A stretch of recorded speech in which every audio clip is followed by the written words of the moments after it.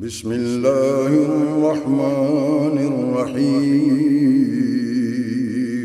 شروع اللہ کے نام سے جو بڑا مہربان نہایت رحم والا ہے۔ ایک سوال کیا گیا ہے کہ والدین میں سے ایک یا دونوں وفات پا جائیں تو کیا ان کی طرف سے قربانی دی جا سکتی ہے؟ اس کا جواب غور سے سماعت فرما لیں۔ پہلی بات تو یہ ہے کہ فوت شدگان کی طرف سے قربانی کی جا سکتی ہے، یہ جائز ہے، یہ اعمال حسنہ ہیں، یہ صدقات ہیں، ان کا ثواب اللہ تعالیٰ عطا فرماتا ہے۔ وہ ثواب میتوں کی ارواح کو پیش کیا جاتا ہے اور اس ثواب کے ذریعے سے ان کی ارواح کو راحت اور سکون میسر آتا ہے۔ دوسری بات اس میں یہ ہے کہ زندہ لوگوں کا حق پہلے ہے، فوت شدہ لوگوں کا حق بعد میں ہے۔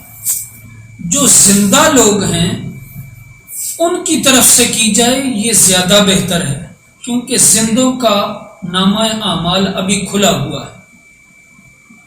زندوں کے اوپر اللہ کے احکام ابھی تک لازم ہیں، لاگو ہیں، ان کا دفتر نیکی و بدی ابھی کھلا ہوا ہے، لہٰذا زندوں کا پہلے حق ہے، زندوں کی طرف سے دینی چاہیے۔ اور زندوں سے معاملات بڑھ جائیں اور رخصت ہو بندے کے پاس مالی طور پر اگر انہیں گنجائش میسر ہو تو پھر وہ فوت شدگان کے لیے کریں تو یہ ایک اچھا عمل ہے۔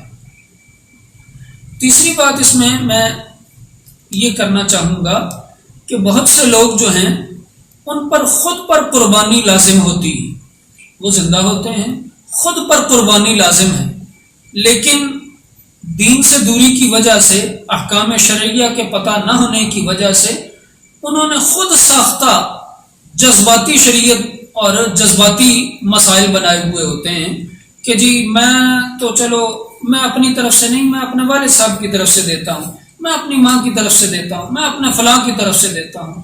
ارے بھائی، اللہ تعالیٰ نے آپ پر لازم کی ہے، پہلے آپ تو اپنا فریضہ پورا کر لیں، آپ کے سر سے فریضہ اترے گا، پھر آپ کسی اور کے لیے کوئی نیکی کرنا چاہیں تو کر لیں۔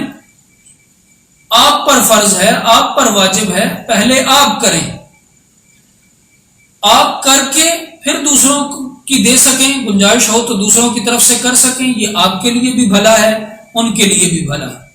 لیکن اگر آپ پر لازم تھی، آپ نے اپنی نہیں کی، اپنا فریضہ ادا نہیں کیا، آپ کو اللہ کا حکم تھا قربانی کرو، آپ نے نہیں کی، تو آپ سخت گناہگار ہوئے۔ اور جو آپ نے والدہ، والد یا دوسروں کے لیے دی ہے نا، اس کا بھی پتہ نہیں وہ کسی حساب میں آنی ہے یا نہیں۔ شریعت کے مزاج کے مطابق یہی لگتا ہے کہ اس کا بھی آپ کو کوئی فائدہ اور آپ کے والدین کو کوئی فائدہ نہیں ہوگا۔